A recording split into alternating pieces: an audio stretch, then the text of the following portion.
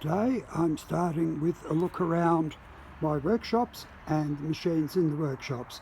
Now at the moment on the left hand side we're looking at what I call workshop number 1.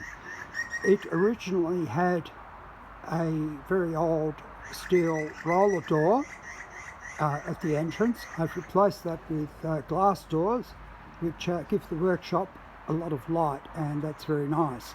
On the right hand side we've got workshop number 2, which used to be a carport, but I've had that enclosed to form a second workshop. So let's go into workshop 1.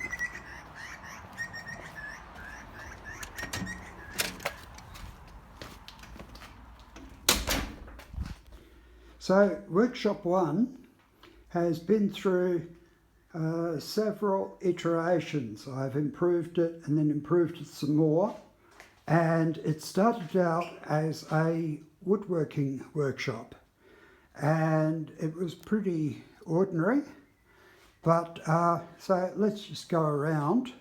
I've got some shelving to keep tooling on, and I've created some wooden benches which are very handy. I particularly like the 45mm Tasmanian oak top on the bench we're looking at now. And you can see I do things like refurbishing old chisels and planes, which I purchased from the Ballarat tool library. Okay, so the first machine to look at, the first machine I purchased is a lathe. This lathe is a CQ2630A. It's a fairly common lathe. It's sold by Grizzly under a different name. It's sold by Heron Forbes. I think it's the AL335.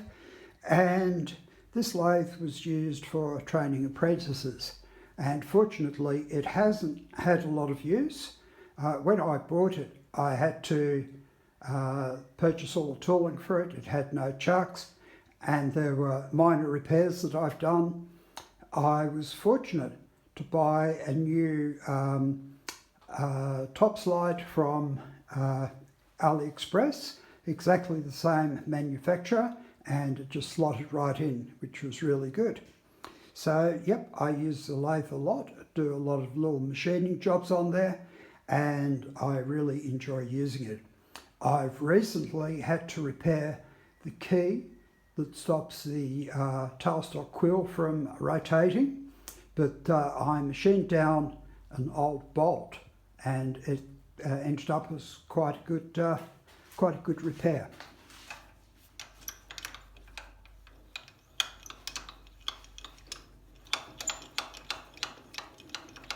Yep, so that's nice. A recent addition has been the power hacksaw, you can see. The thing I like about this is good work holding. It holds the steel that I'm cutting up squarely. It doesn't move when it's being cut, and it's very pleasant to use. My sister says I shouldn't say too much, so I will try to watch that.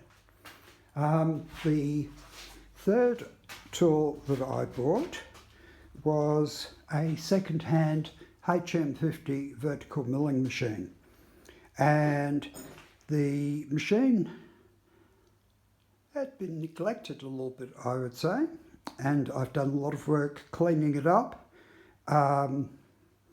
replacing the handles on it, some of which were missing or broken. I've replaced the broken power feed on the x-axis, and I'm thinking about getting a new power, or adding a new power feed to the y-axis.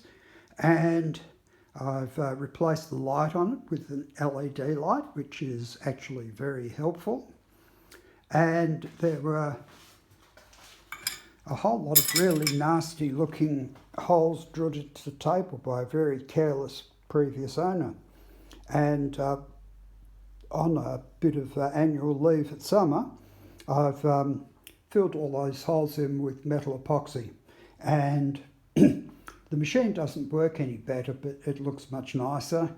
I've also added a DRO on the X, Y and Z axis, which again has made the milling machine much more pleasant to use, much more usable. So that's good. Gosh, the next tool I decided to buy was a Cincinnati No. 2 tool cutter and grinder. So the Cincinnati No. 2 was manufactured in 1942. So this one is a war baby, and I use it for, at the moment, sharpening up woodworking tools, and also for creating lathe tools and metal shaper tools. Fairly easy to cut them out of just little square blocks of high-speed steel. Next, we come to the Douglas shaper. So Douglas is an Australian-made shaper. Let's see, I think it is advertised as 10.5-inch stroke, and it's in fairly good condition, but shortly after I got it, it suffered problems with the bull gear and the length of stroke adjust. So I spent about 6 months rebuilding and repairing and getting it all working. I think you can see that in there, the repaired parts. I had to replace the slide on the bull gear, and that took quite a bit of work. The final stage of the repair was lining up the pinion and bull gear, and I did that using folded up sheet of paper, folded 5 times, giving roughly a 5 thou clearance between the two gears, and then I did the bearing up on the other side. You can see the bearing there, the bull gear bearing, and the machine runs nicely and without much noise, which is very good.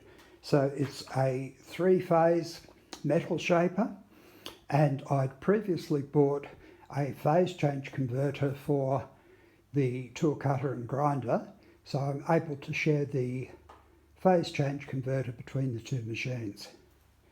Let's see. The other thing of note with the Douglas shaper is the date.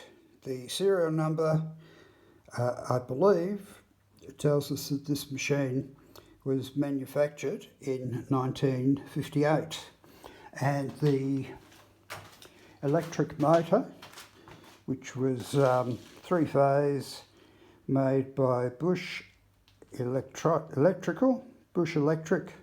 of Melbourne, also is a consistent date into the late 1950s, early 1960s. So this little shaper is running very nicely, which is really good.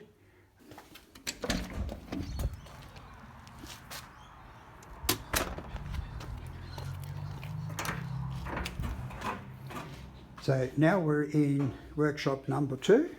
You can see I've just been bringing things in from outside to keep them safe and dry, or just generally setting things up. So the electricians were around a couple of weeks ago, and they set up some good lighting for me. You can see the Butler 18-inch crank shaper, which we're getting ready to take apart. I've ordered a mobile gantry, which can lift a tonne, and I thought that would be the most appropriate thing for lifting the parts out of the shaper. Couple of tubs of old oil removed from the shaper, some gardening equipment,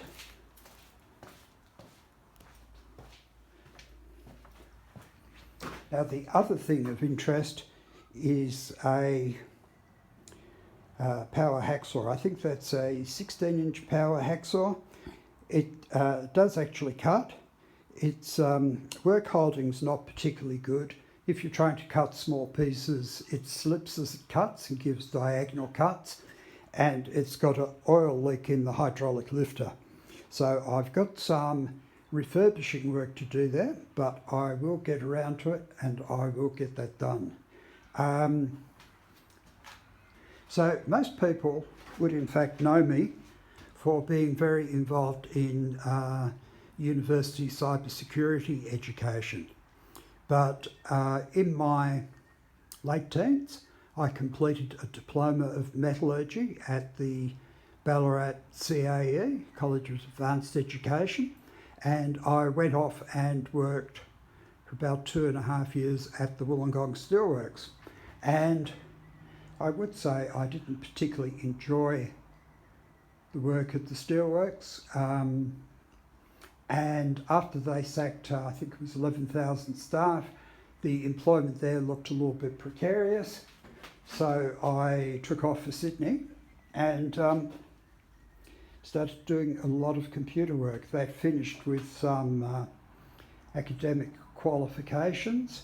So now I spend my time semi-retired and running cybersecurity labs for students, supervising master's students and doing metalwork in my workshops.